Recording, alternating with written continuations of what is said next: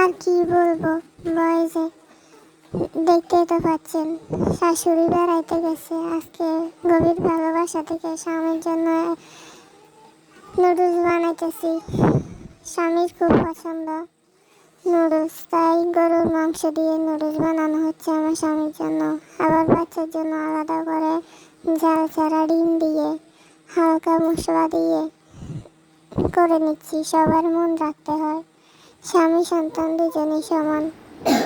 আজকে শাশুড়ি নেই, তাই মন মতো স্বামীর সন্তানকে খাওয়াবো, খুব ইচ্ছে করে বানাইছি। আপনারা তোমরা কিন্তু এরকম কেউ না থাকলে স্বামীকে যত্ন করে খাওয়াও নাকি জানাইয়া কমেন্টে।